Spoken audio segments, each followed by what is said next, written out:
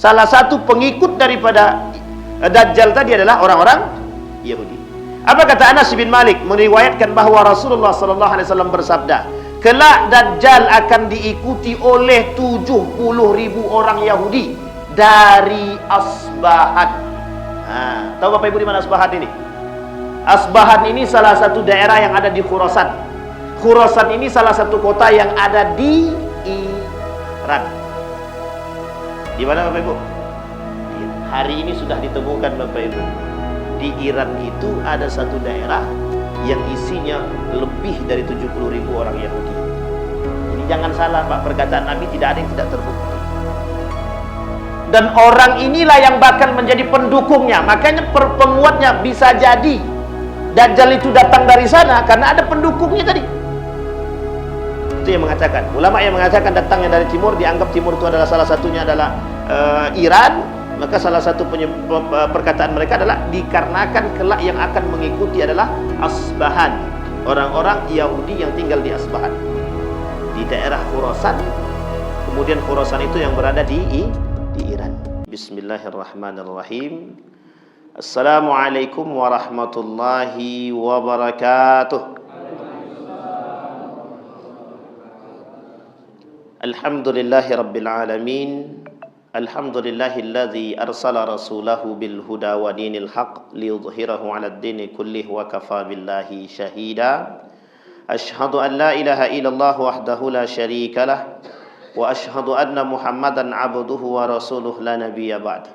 Allahumma shalli 'ala Muhammad wa ala ali Muhammad fil 'alamin innaka Hamidum Majid. Ya ayyuhan nasu taqu rabbakumul ladzi khalaqakum min nafsin wahidah wa khalaqa minha zawjaha وبث منهما رجالا كثيرا ونساء واتقوا الله الذي تساءلون به والأرحام إن الله كان عليكم رقيبا وقال الله تعالى يا أيها الذين آمنوا اتقوا الله وقولوا قولا سديدا يصلح لكم أعمالكم ويغفر لكم ذنوبكم ومن يطع الله ورسوله فقد فاز فوزا عظيما. Puji syukur kehadirat Allah atas limpahan rahmat dengan mengucapkan alhamdulillahirabbil alamin, berselawat kepada Nabi dengan mengucapkan Allahumma shalli ala Muhammad wa ala ali Muhammad fil alamin innaka Hamidum Majid. Baik Bapak Ibu sekalian yang berbahagia, mudah-mudahan di subuh hari ini Allah limpahkan rahmat dan karunia-Nya kepada kita semua. Allah jadikan rumah tangga yang sakinah, mawaddah warahmah. Allah ridai, Allah ikhlaskan, Allah anugerahkan anak-anak yang saleh dan salihah. Kemudian Allah anugerahkan kita keistiqamahan dalam ketaatan kepadanya. Mudah-mudahan kita tetap istiqamah sampai pada akhirnya insyaallah. Amin ya rabbal alamin. Baik Bapak Ibu sekalian yang berbahagia, bagaimana kabarnya Bapak Ibu, sehat? Sehat, alhamdulillah. Kalau dah sehat dah aman nanti ya Pak ya. Insyaallah mudah-mudahan istiqamah, husnul khatimah. Amin ya rabbal alamin. Kadang-kadang mencari husnul khatimah ni yang susah Bapak Ibu. Mencari hidup mulia mudah saja, mencari mati yang mulia ni susah, kata guru saya. Selalu beliau mengingatkan, carilah mati yang baik, bukan hidup yang mulia, kata. Hidup yang mulia ni banyak yang bisa dapat, tapi mati yang mulia ni susah yang mencari, kata. Berarti mati yang mulia itu bisa dicari, Ustaz? Bisa. Mati adalah ketetapan Allah, betul. Takdir Allah kalau sudah terjadi, na'udzubillahi min dzalik, matinya dalam keadaan kecelakaan, tidur dan lain sebagainya, itu adalah takdir Allah yang sudah ditentukan dan ditetapkan oleh Allah. Tapi sebelum itu kita punya kesempatan untuk mencari kebaikan itu. Nah, itu yang kemudian yang kita lakukan. Sehingga mudah-mudahan kita bisa menjadi orang-orang yang mencari kematian yang baik. Amin ya rabbal alamin. Baik Bapak Ibu, di subuh hari ini kita ingin coba menyelesaikan pembahasan Dajjal kita Bapak Ibu. Mudah-mudahan bisa selesai Dajjal nih, dan kita bisa bersiap-siap dalam menghadapi Dajjal ini. Dan kemarin kita sudah bahas itu, ada beberapa hal tentang agen-agen Dajjal yang sudah kita sampaikan juga. Dan memang pembahasan Dajjal ini Bapak Ibu sekalian yang berbahagia bukan hanya di sini saja. Di seluruh dunia pembahasan Dajjal ini selalu tersampaikan. Bahkan di setiap nabi pun tidak ada yang melewati pembahasan Dajjal, itu tidak ada. semua nabi, mulai dari Nabi Adam sampai Nabi Muhammad, semuanya membahas tentang Dajjal dan memberitahu. Kenapa mereka memberitahukan Dajjal ini kepada yang lain? Padahal zaman mereka jauh Pak, jauh sekali zaman itu. Tetapi pada masa baginda Nabi Muhammad SAW saja, itu Nabi sendiri menyampaikan permasalahan Dajjal itu satu ketika duduk dengan para sahabat, Nabi menyampaikan permasalahan Dajjal itu sampai tersenyum. Tapi tersenyumnya Nabi itu mengatakan kepada sahabat itu sebenarnya bukan tersenyum dalam arti senang, bukan. Tersenyum dalam arti kata ketika ada seorang datang kepada Nabi bercerita tentang Dajjal, bercerita tentang seseorang yang dianggap itu sebagai Dajjal. Maka Bapak Ibu sekalian yang berbahagia, kalau kita kumpulkan hadis-hadis Dajjal itu secara sifatnya, itu hadis-hadis Dajjal itu cuma terbagi pada dua hal saja. Satu tentang karakter Dajjal itu sendiri, atau yang disebut dengan orang-orang yang bersifatkan seperti Dajjal. Yang kedua betul Dajjal beneran, Dajjal beneran. Dan yang kedua-dua ini itu kedua-duanya diaminkan oleh baginda Nabi Muhammad SAW. Nah kemarin kita sudah bahas tuh sampai agen-agen Dajjalnya. Sampai kita katakan ada yang mengatakan bahwa Zionis Amerika adalah bagian daripada Dajjal. Bahkan dalam satu riwayat mengatakan begini, ada Dajjal di antara para Dajjajil. Jadi Dajjal di antara para Dajjajil. Ada Dajjal yang Dajjalnya itu karakter, sifat, di antara para Dajjal yang lain gitu. Ternyata masih ada namanya Dajjal Akbar yang lebih besar nanti, Dajjal utamanya gitu. Nah Dajjal utamanya ini yang kemudian dipersoalkan oleh para ulama. Tetapi yang paling berbahaya kata para ulama bukan hanya sekedar Dajjal Akbarnya nanti, Dajjal yang beneran datang. Bahkan yang paling penting untuk diawasi itu Dajjal sebelumnya gitu. Nah, maka bahasa ini sebenarnya sudah ada pada masa Nabi. Jadi kalau kita ada mendengar orang-orang memang Dajjal, kau ni Dajjal kata dia, itu sebenarnya masa Nabi sudah ada. Sudah ada pada masa baginda Nabi Muhammad SAW. Satu ketika baginda Nabi Muhammad SAW itu didatangi oleh para sahabat Nabi, termasuk Umar bin Khattab. Sampai-sampai Umar bin Khattab itu sangat-sangat percaya sekali. Datang seorang pemuda ke kota Madinah. Dan di kota Madinah tersebut, orang-orang menganggap pemuda ini itu dengan karakter dia yang suka berdusta dianggap Dajjal. Sampai-sampai Umar bin Khattab mengatakan ini Dajjal beneran ini Dajjal beneran. Namanya Ibnu Siyad. Jadi ada beberapa nama yang sekitar 3 nama lah. Tiga nama ini pernah terjadi di masa baginda Nabi Muhammad SAW. Dan mohon maaf pada salah satu di antaranya itu ada yang dianggap keraguan-raguan Nabi tentang bahwa dia betul Dajjal atau bukan. Nabi loh. Kata Nabi ini Dajjal atau bukan? Ya Nabi saja ragu. Tapi kemudian ada cerita yang lain nanti. Dia ada 3. Maka salah satunya Ibnu Siyad. Ada namanya Abu Khuza'ah. Abu Khuza'ah juga terjadi. Masa Nabi masih hidup mengatakan bahwa ini orang mirip kali dengan Dajjal ini. Karakternya mirip, tingginya mirip, pendeknya mirip, pendeknya mirip, hitamnya mirip, rambutnya mirip. Cuman tidak mata dia tidak satu. Nah, tapi kata Nabi, ketika ada orang yang bernama Ibnu Siyad itu dikatakan sebagai seorang Dajjal, karena apa? Karena dia punya karakter, sifatnya itu sama. Apa sifatnya yang sama seperti Dajjal? Pendusta. Dan dustanya itu sudah keterlaluan, sehingga disebut oleh Dajjal, ini orang Dajjal beneran. Sampai Umar bin Khattab mengatakan ketika melihat Ibnu Siyad tadi, ya Rasulullah, betulkah ini Dajjal? Sampai Nabi bingung. Apa kata Nabi kepada para sahabat? Saya pun ragu apakah ini betul Dajjal atau bukan. Tapi kalau dia Dajjal, matanya tidak satu. Dajjal tidak punya istri, tapi dia punya istri. Dajjal tidak punya anak, tapi dia punya anak. Tapi secara sifat kok sama. Nah, sehingga muncul pernyataan, ada orang-orang yang mengatakan Dajjaluna kadzabun. Ada manusia yang Dajjal. Tapi bukan Dajjal secara beneran. Tapi Dajjal secara sifat. Ibnu Siyad. Kemudian ada yang kedua namanya Abu Khuza'ah. Sama, Abu Khuza'ah itu juga sama. Abu Khuza'ah itu dalam hadis lain dikatakan sama. Beliau ini, tapi hadis ini dhaif yang untuk Abu Khuza'ah ini. Agak lemah hadisnya. Sampai Abu Khuza'ah ini dianggap sebagai dajjal juga karena rajin dusta tadi. Memang dusta itu menjadi makanan harian gitu.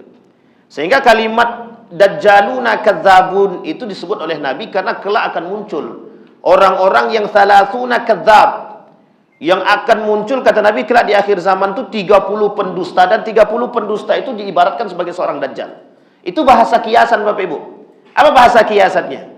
Kelak akan muncul para dajjal sebelum dajjal beneran muncul gitu. Nah, ini saking berbahayanya dajjal itu. Sehingga memang yang ditakutkan Nabi bukan hanya sekedar dajjal saja. Nabi saking takutnya dengan dajjal, tapi ada yang lebih takutkan oleh Nabi. Bahkan mohon maaf, ada ulama yang rajin berdusta, yang memang mukanya dianggap sebagai orang alim, hatinya bukan alim, atau pendusta, dia dengan kealiman dia berdusta. Covernya alim, dalamnya tidak, itu juga dianggap sebagai dajjal itu. Maka kalau ada orang mengatakan, si Anu itu kayak dajjal aja tuh, itu mungkin karena dusta dia. Cuman kita tak boleh katakan, Pak, oh muka-muka dajjal kau ni. Itu tak boleh itu, Pak. Nampak kawan awak berdusta, katakan dajjal itu tak boleh. Baik. Nah, kembali kepada poin kita Bapak Ibu. Nanti kita sampaikan.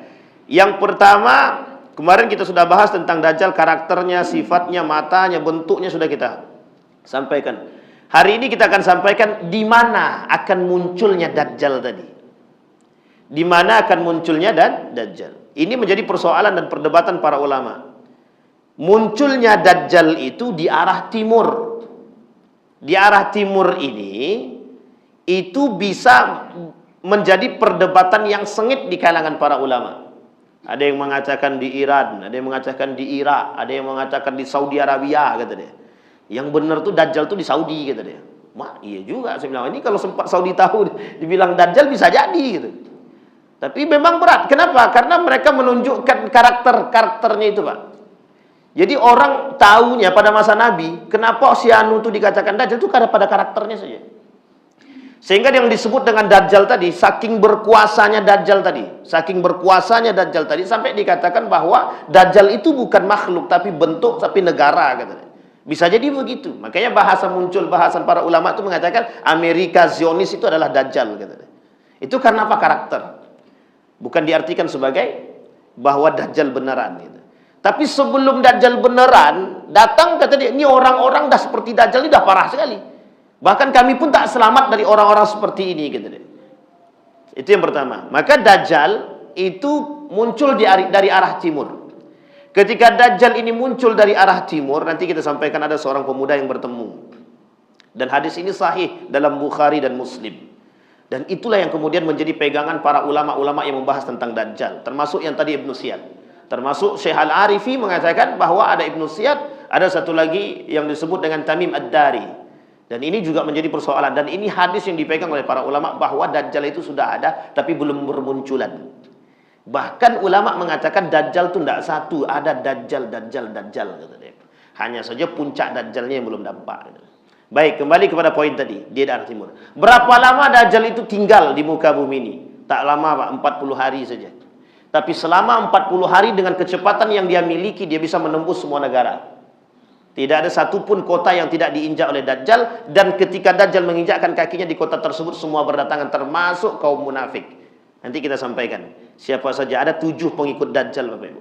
7 pengikut dajjal. Setelah ini kita sampaikan. Sampai di sini bisa dipahami, Bapak Ibu ya. Baik. 40 hari hadisnya sahih mengatakan keberadaan dajjal itu 40 hari saja. Tapi selama 40 hari apa yang dilakukan oleh dajjal? Manipulasi manusia. Manipulasi manusia. Apa yang dilakukan dia dalam memanipulasi manusia? Tunjuk mayat hidup. Tunjuk langit turun hujan. Tunjuk pohon jadi emas. Ini bukan cerita dalam Wali Songo ya. Tapi ini beneran. Beneran. Berbicara dajjal yang dari kampung datang. Di tangannya ada 2. Satu api, satu lagi saya lupa, satu lagi api, satu lagi air. Di tangan kanan dia air, di tangan kiri dia api. Kalau di tangan kanan dia air berarti pada hakikatnya api. Kalau di tangan kiri dia, ini yang harus Bapak Ibu pahami. Tapi insya Allah kita nggak akan ketemu. Amin. Di tangan kiri dia adalah api, hakikatnya air. Jadi cara dajjal itu memanipulasi. Dan ini cocokologi kepada karakteristik umat manusia hari ini. Di cocokologi. Tahu Bapak Ibu cocokologi ya? Dicoba untuk dicocokkan dengan sifat dan karakter manusia hari ini. Dan itu Bapak Ibu bukan bersandarkan pada hanya sebatas kalimat, bukan. Ini dari perkataan baginda Nabi. Kenapa? Karena kelak di akhir zaman sulit mencari kebenaran, sulit mencari kejujuran. Dan itu terjadi. Kenapa kita katakan terjadi? Setiap lisan yang keluar dari orang-orang yang suka berbohong, itu sulit untuk kita katakan bahwa itu A ataupun B. Bahkan yang lebih parah lagi adalah mereka gunakan sesuatu kekuasaan dan kekuatan bagi mereka untuk berdusta. Dan itu yang disampaikan oleh baginda Nabi Muhammad SAW. Kenapa Ibnu Ziyad itu dikatakan pendusta, dikatakan dajjal? Karena saking kerasnya dia berdusta, saking kuatnya dia berdusta. Yang kedua, di tangan kanannya ada madu, di tangan kirinya ada air. Dan ini terbalik. Di tangan kirinya racun. Yang di tangan kanan madu bisa jadi racun, yang di tadinya di racun bisa jadi madu. Benar di tangan kanannya, salah di tangan kiri dia. Hakikat benar di tangan kanan adalah salah, hakikat salah di tangan kiri adalah benar. Bahasa lainnya adalah membenarkan yang salah, menyalahkan yang benar, mengharamkan yang halal, menghalalkan yang haram. Itu yang terjadi. Sehingga karakter selanjutnya adalah bermunculan orang-orang di muka bumi ini yang menghalalkan yang haram dan mengharamkan yang halal, mengaburkan yang benar. Bermunculan orang-orang yang membenarkan yang salah dan menyalahkan yang benar. Itu bermunculan. Karena nanti 3 tahun sebelum kemunculan Dajjal itu, kata Nabi, 3 tahun sebelum kemunculan Dajjal, itu masa gentingnya. Puncak daripada masanya sebelum Dajjal yang benaran muncul itu adalah gentingnya adalah ketika paceklik bermunculan. Orang-orang pendusta sudah bermacam-macam manusia. Sudah genting semua permasalahan. Korupsinya merajalela, pezinahannya merajalela, ribanya merajalela. Sudah tak terhindarkan lagi. Sehingga muncul murkanya Allah, Allah berikan paceklik di masa 3 tahun itu. Nah, ketika masa paceklik itu bermunculan, Dajjal datang, yang tadinya paceklik nggak jadi paceklik lagi. Yang tadinya tidak turun hujan, ditunjuknya ke atas langsung turun hujan. Nah, sehingga dengan kehebatan itulah kemudian orang-orang menganggap Dajjal itu adalah orang alim, orang soleh, orang pintar. Bahkan Dajjal menganggap diri dia ketika itu adalah Tuhan. Sekarang ada enggak manusia yang menganggap dirinya Tuhan? Menganggap secara lisan tidak. Menganggap secara karakter, menganggap secara sifat, menganggap diri dia lebih baik daripada yang lain, lebih kuat daripada yang lain, lebih kuat daripada Tuhan, ada? Ada. Ada orang-orang yang sok berkuasa sehingga menafikan keberadaan Allah, itu Tuhan baru itu namanya. Dia tak mengatakan diri dia Tuhan, tapi sifat dia dah kayak Tuhan. Kalau bukan karena aku, tidak akan jadi. Nah, itu Tuhan tuh. Karakter-karakter Tuhan baru begitu. Orang-orang yang menganggap diri dia menafikan keberadaan Allah. Dia tak tahu. Nah, baik. Kembali kepada poin tadi. Sehingga 40 hari. Selama 40 hari dia bisa melakukan apapun. Dan bisa memanipulasi manusia dengan karakter dia, dengan sifat dia, dengan kehebatan dia. Ketika ini terjadi disampaikan oleh baginda Nabi Muhammad SAW, tidak ada satupun para sahabat yang tertawa. Tidak ada satupun sahabat yang tertawa. Ketakutan. Apa kata para sahabat? Ketemu enggak ya kami? Dalam hati mereka berkata, kami ketemu enggak ya? Kami ketemu enggak? Sampai-sampai Umar bin Khattab mengatakan dengan gagahnya, kalau benar Ibnu Ziyad itu adalah Dajjal, apa kata Nabi kepada aku akan bunuh dia, kata Umar bin Khattab. Apa kata Nabi? Kalau benar Ibnu Ziyad itu Dajjal, maka engkau tidak akan sanggup membunuh dia. Coba bayangkan Pak, tidak ada yang sanggup membunuh Dajjal. Sekuat Umar bin Khattab pun dikatakan oleh Nabi, kalau benar Ibnu Ziyad itu adalah Dajjal, maka engkau tidak akan sanggup membunuhnya. Karena memang betul Bapak Ibu, Dajjal itu bukan main, bukan tandingan manusia biasa. Dajjal itu bukan tandingan itu. Orang alim saja bisa tertipu dan terpedaya dengan bahasa Dajjal saja. Baik. Kemudian Bapak Ibu, ada 7 pengikut Dajjal. 7 pengikut Dajjal. Yang pertama Bapak Ibu, orang-orang Yahudi. Itu dah jelas tuh Bapak Ibu.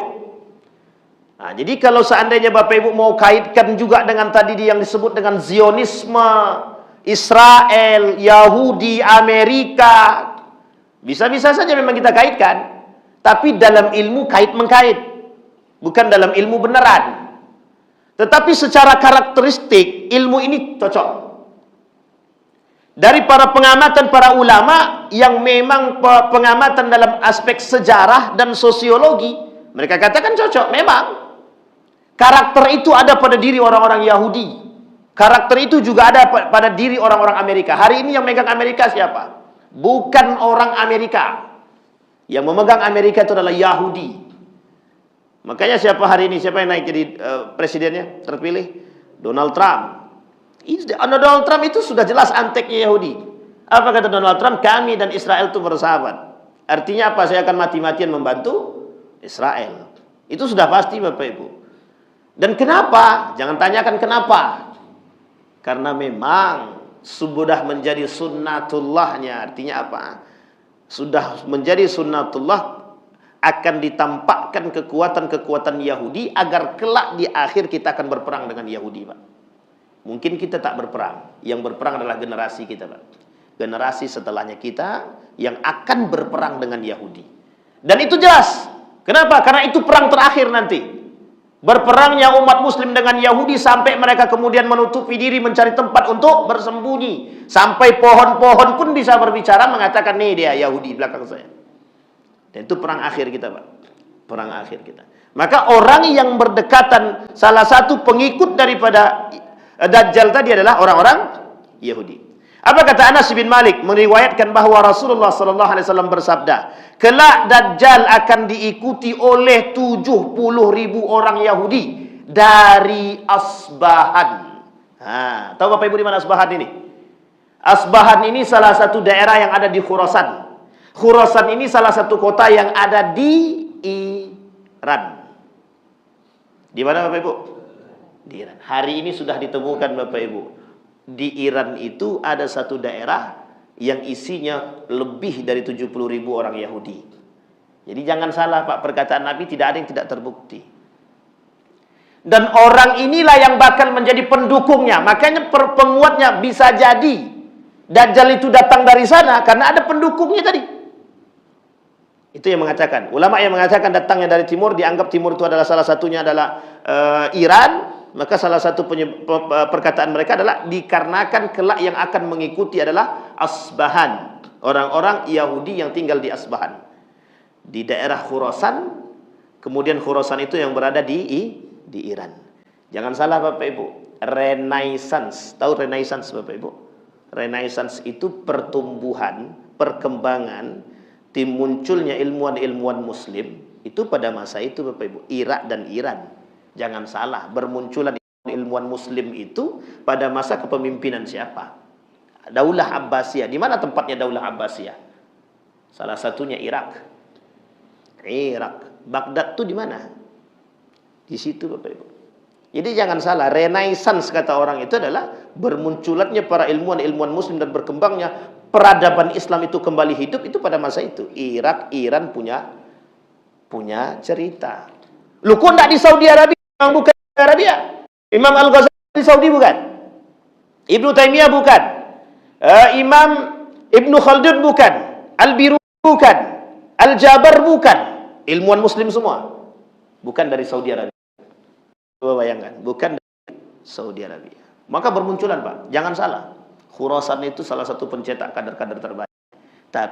Tapinya dari situ juga Bapak Ibu. Dari situ juga akan muncul yang menyesatkan, yang merusak. Apa kata ulama Syiah? Tadi malam jam 2 saya terbangun, kemudian saya coba baca kembali materi ini, takut ragu saya.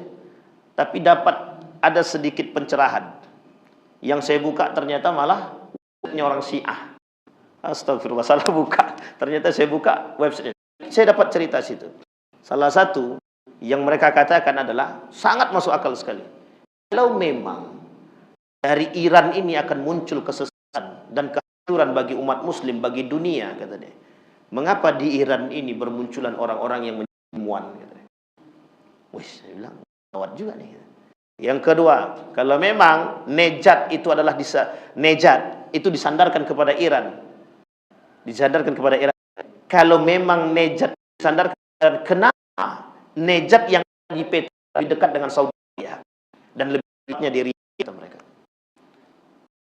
Kasus-kasus kejadian yang paling berbahaya itu yang paling nampak oleh kita hari secara sosial, yang merusak itu, ya memang Saudi Arabia. Yang Riyadh itu, Ka'bah yang diinjak oleh perempuan telanjang, replikanya Al-Quran yang dijadikan, yang diduduki oleh wanita-wanita telanjang dalam festival-festival, kehancuran Riyadh. Sudah nampak sekali, kehancuran di Riyadh itu sudah sangat bahaya sekali. Penghinaan dan penistaan yang mereka lakukan ketika di Riyadh itu terhadap agama Islam besar sekali, Pak.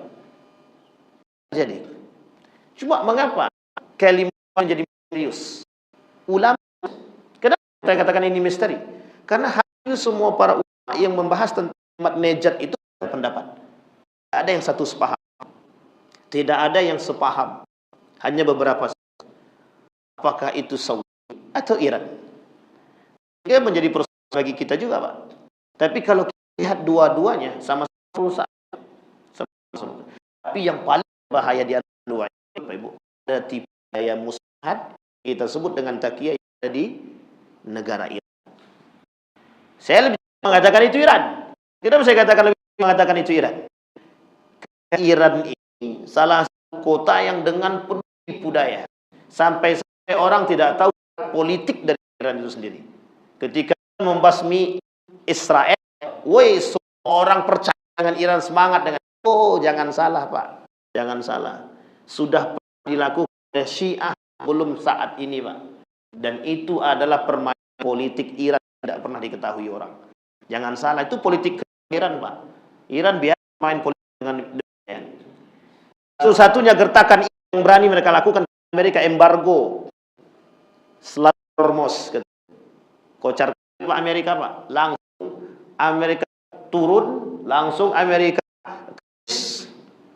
hanya karena akan Amerika, Pak. Maaf, Iran, Pak. Ketika diancam oleh Saudi Arabia, boleh lagi masuk ke dalam Saudi Arabia, boleh berhaji, boleh melakukan apa kata mereka? Santai. Santai. Mereka buat propaganda lain. Akhirnya berantem dengan yang kemudian berantem dengan yang lain, terjadi dengan konflik. Itu penyebabnya mereka, Pak.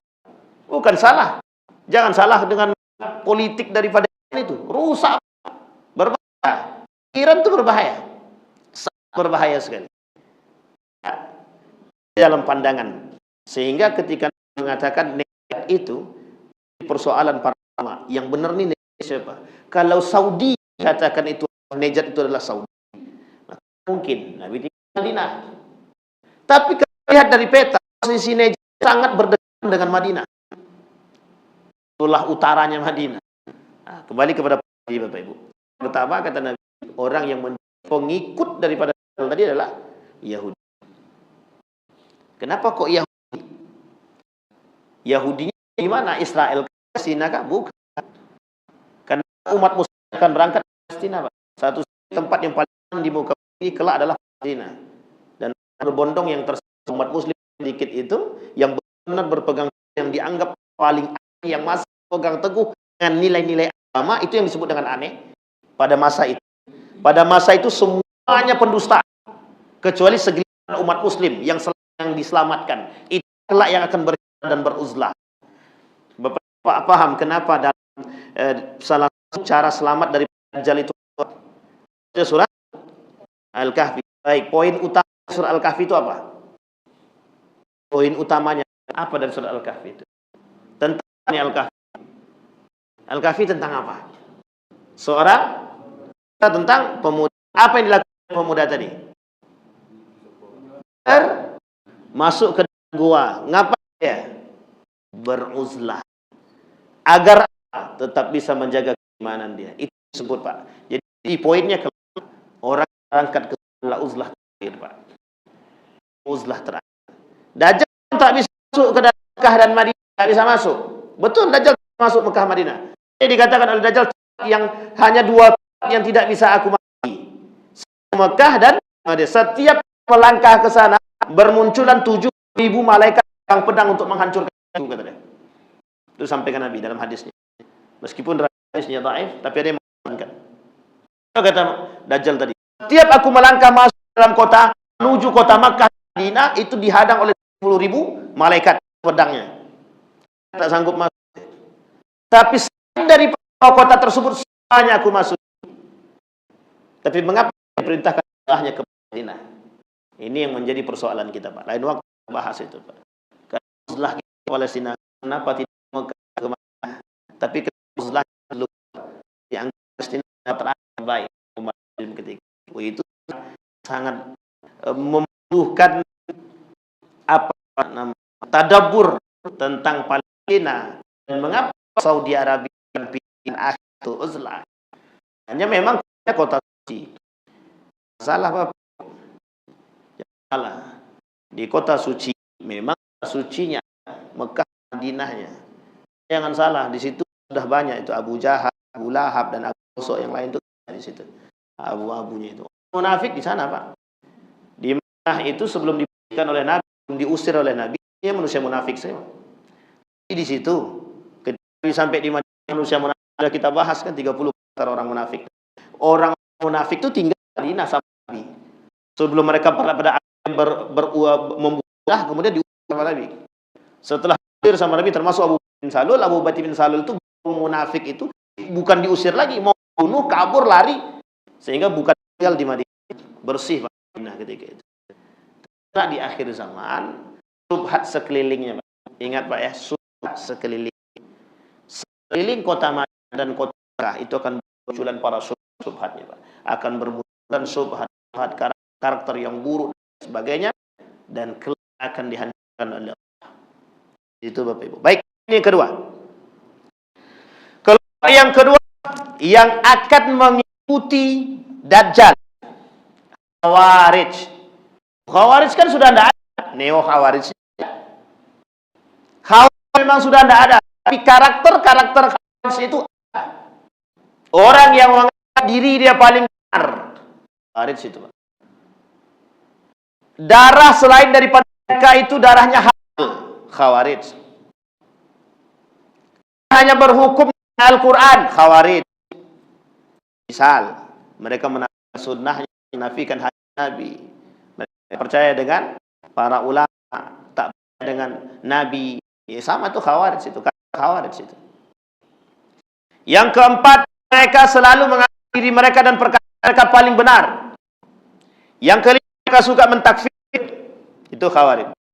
Nah, saya katakan cocok bukan. Itu perkataan Nabi. Satu karakter orang Khawarij itu adalah mengkafirkan orang. Ada namanya Ahmadiyah, tahu Ahmadiyah ya? LDII. Tahu Pak Ibu? Untung selamat LDII sekarang. Cepat kembali kepada masa dulu, habis tuh. Lah sesatkan. Masjid kaki nipelnya, bukan kaki sih. Bekas kaki kita pun nipel. Ada unik tuh di Yogyakarta, masuk saya ke dalam, rupanya masjid LDII. Keluar ada masjid itu bersihkannya. Mau sakit kaki kita. Apa kata? Selain daripada itu semuanya najis katanya. Selain daripada mereka semuanya najis. Tapi sekarang tak lagi. Khutbah Jumatnya aja pakai bahasa Arab. Mau paham lah katanya. Yang penting khutbah bahasa Arab sesuai dengan apa yang terjadi pada masa baginda Nabi Muhammad SAW. Pada masa Nabi kan iyalah itu mereka. Tempat ini pakai khutbah pakai kita itu yang nggak bisa paham, yang bisa bahasa Arab, Pak, yang nggak bisa bahasa Arab ya paham. Bermunculan tuh Khawarij di sini adalah karakter, bukan Khawarij orang Khawarijnya, tapi karakter manusia menyerupai Khawarij. Bahkan hari ini dengan neo Khawarij, orang yang bogi menyerupai sifat karakter Khawarij. Apa karakter sudah kita sampaikan yang tadi?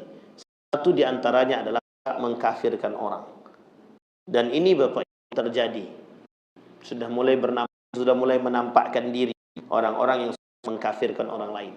Bahkan hukum kafiri terhadap orang lain hukumnya haram, kecuali yang berilmu terhadap yang berilmu. Nah, kalau sekarang tidak berilmu, dia mengkafirkan orang kafir, kau ini tak masuk surga macam kau ini. Dia pula yang punya surga, dia pula neraka sekarang kan. Bisa mengkafirkan orang dalam surga dan neraka. Besok kita daftar.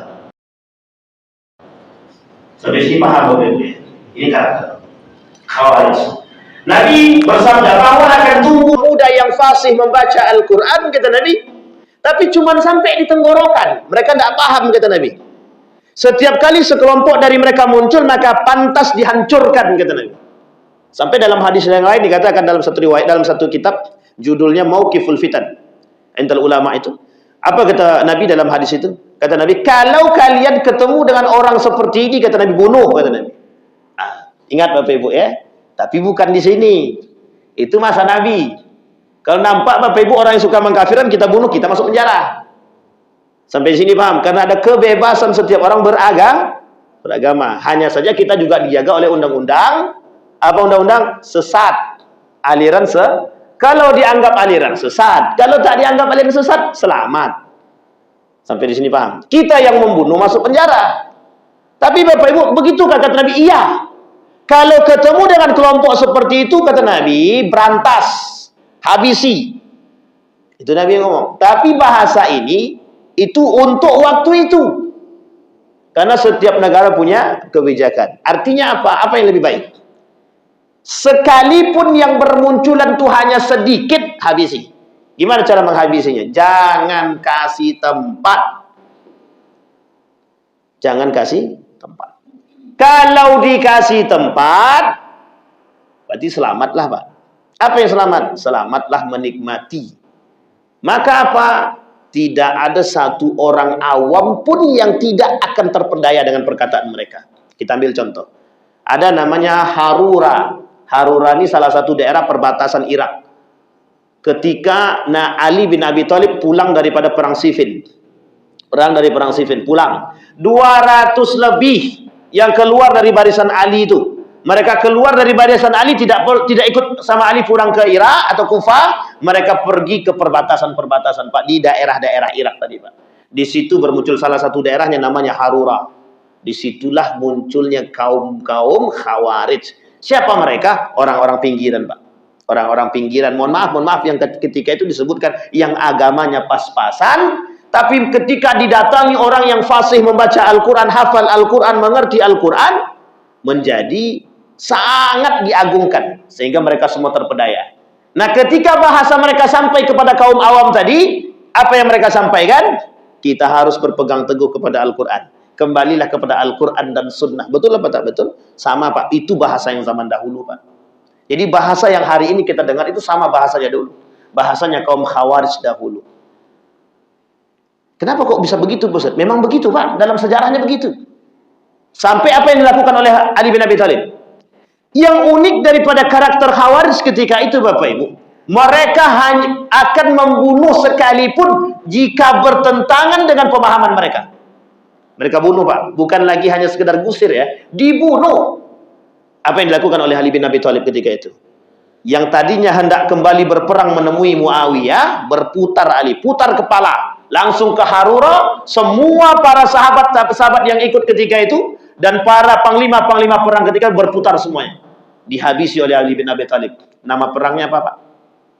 Ada yang tahu nama perangnya, Pak? Perang Nahrawan. Perang antara Ali bin Abi Thalib dengan kaum Khawarij. Habis. Dalam riwayat disisakan 10 orang. Dalam riwayat yang lain disisakan 5 orang. Dalam riwayat yang lain habis. Tapi ada yang mengatakan tersisa 10 orang. Kelak di antara 10 orang ini, Bapak Ibu, ada salah satu di antara mereka yang ikut berperang bersama Al-Husain, yang ikut menjadi tulang punggung propaganda terhadap Al-Husain, yang kelak yang akan ikut membunuh Al-Husain. Coba bayangkan, Pak. Khawarij itu begitu, Pak. Muka dua nih, entah muka tembok, entah muka dua, kita nggak tahu itu. Pokoknya mukanya lah. Berbahaya apa tak berbahaya Khawarij ini? Bahaya. Sekarang jika ada yang mirip seperti ini, itu sudah saya sampaikan karakternya, Pak. Saya sampaikan. Fasihnya lebih fasih dia daripada awak lagi. Sholatnya lebih rajin daripada kita. Mohon maaf, itu bahasanya Nabi mengatakan. Setiap di jidat mereka ada tanda. Di jidat mereka ada tanda. Pakaian mereka rapi. Balhum awam. Tapi mereka itu orang-orang awam. Kenapa awam? Mereka hanya dicuci otaknya, Bapak Ibu. Dicuci otaknya. Kenapa dicuci otaknya? Dan bagaimana cara melepas diri daripada tersebut? Orang-orang seperti ini eksklusif. Tahu eksklusif, Bapak Ibu? Sangat sempit pola pikirnya Bapak Ibu, sangat sempit. Ketika Saudi Arabia di bumi hanguskan oleh mereka, itu salah satu contoh, Pak. Kenapa ada rumah Nabi dihabisi? Kenapa makam-makam diratakan?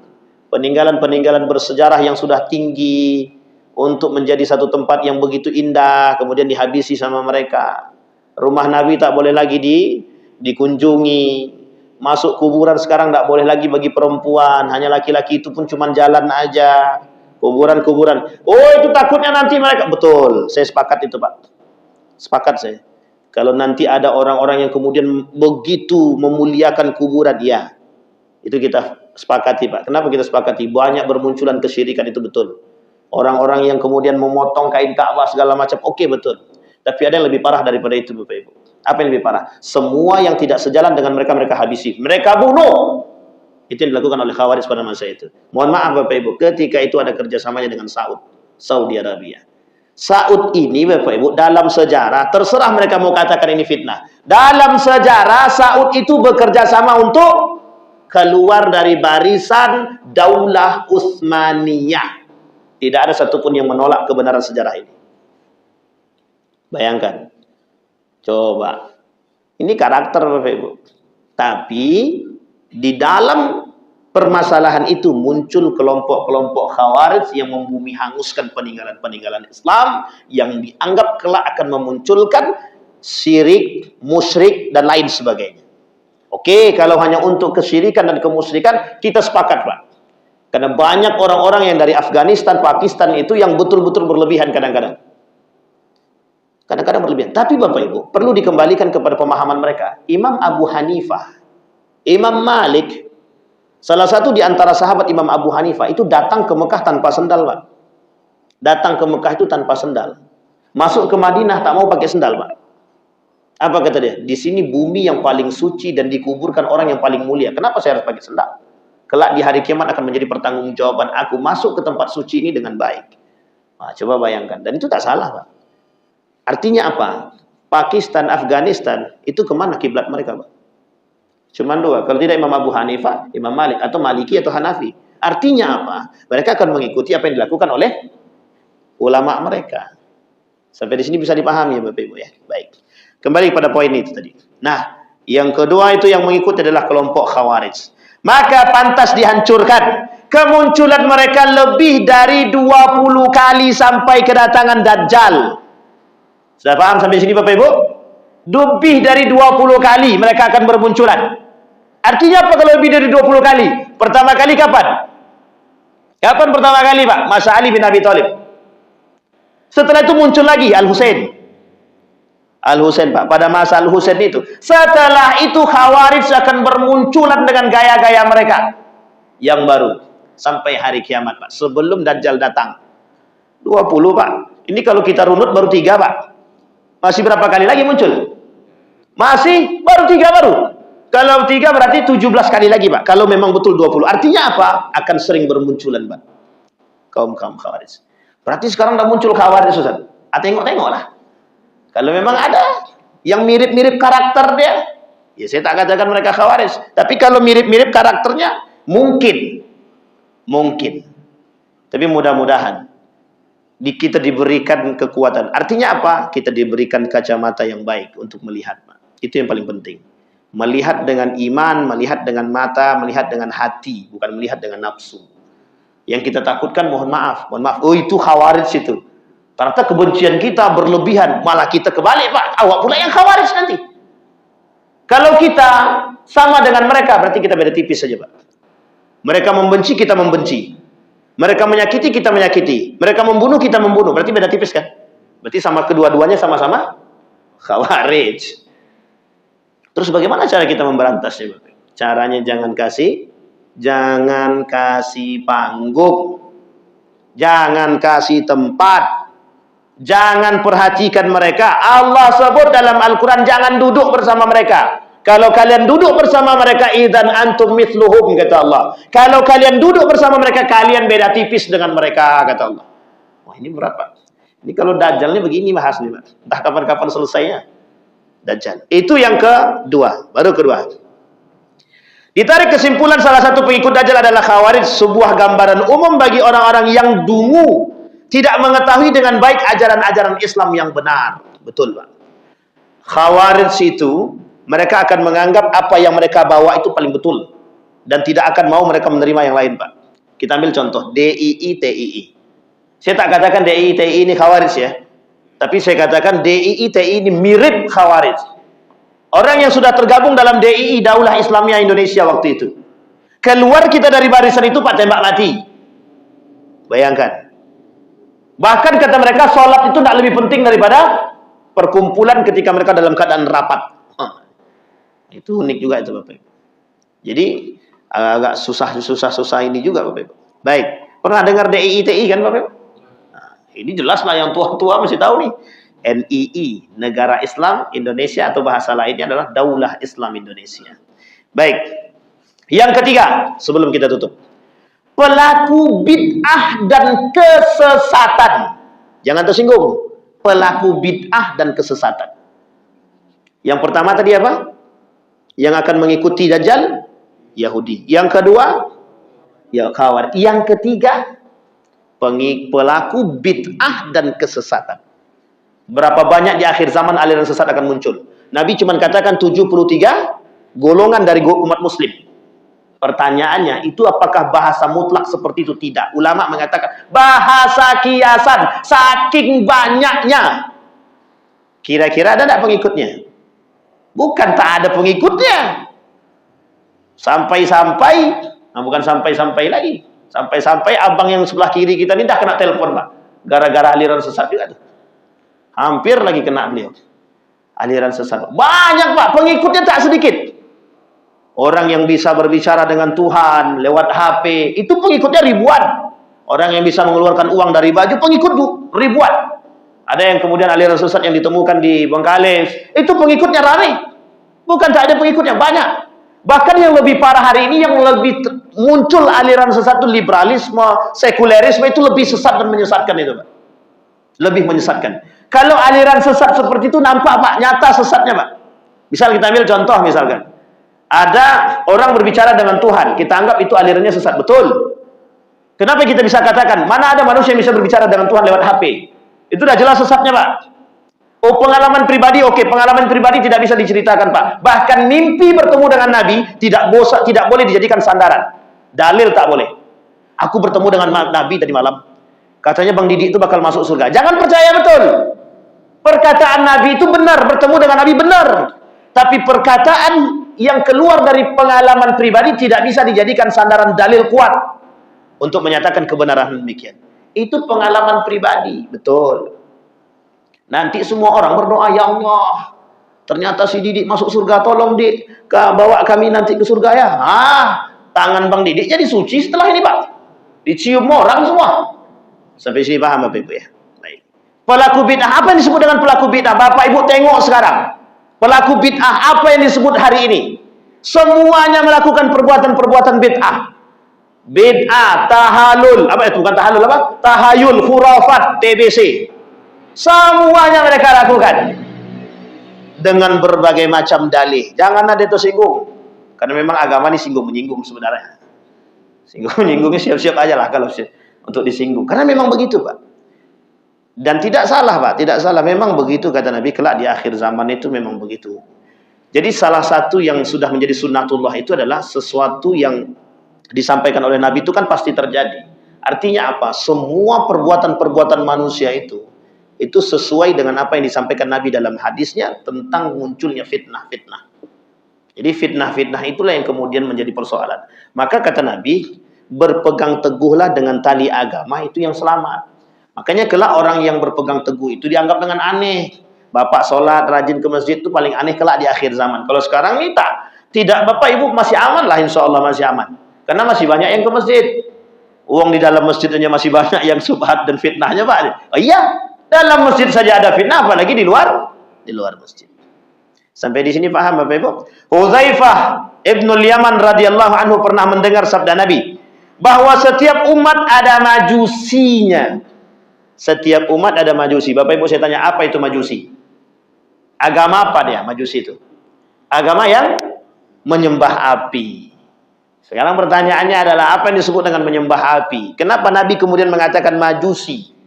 Banyak orang yang menyembah bentuk, banyak orang yang menyembah barang, banyak orang yang menyembah apa namanya itu? Ya, yang sifat seperti itulah. Dulu api, sekarang ada pohon, ada matahari dulu, kan begitu. Sekarang enggak, kan manusia, harta, kekayaan, jabatan, mobil semua disembah sekarang. Oi, sayang kali lah aku dengan mobil. Lecet sedikit mengamuknya minta ampun tuh. Ini mobil aku nih mahal nih, kau takkan sanggup. Menghina orang pula lagi gara-gara mobil, Pak. Benda mati, Pak. Benda mati. Besok mati pun tak dibawa. Mati pun tak dibawa. Tapi kita begitu keras menjaga dia. Disayang-sayang, dielus-elus. Seolah-olah Tuhan tak pernah digitukan. Cintanya dia dengan mobil lebih cinta lagi daripada ke mobil, daripada ke Allah. Sekarang banyak tak manusia yang begitu? Maka bahasa Nabi sederhana saja, majusinya. Setiap umat ada majusinya. Itu betul, Pak. Nabi Musa saja. Baru selesai, baru keluar dari kejaran. Naik sebentar, tidak sampai 2 minggu. Mohon maaf, mungkin sekitar 2 mingguan dia naik. Turun-turun sudah nyembah patung semua, Pak. Turun sudah nyembah patung. Apa kata Nabi Harun? Aku sudah katakan, kata dia. Tapi mereka nggak mau dengar. Ngamuk Nabi Musa. Mengamuk. Nah sekarang tak bisa kita ngamuk lagi, Pak. Apa kata mereka? Hak-hak kami. Nak kami nyembah patung, kayak nak nyembah matahari, kayak nak nyembah duit, kayak nak nyembah Tuhan, kayak nak nyembah kekuasaan, kita terserah, kata.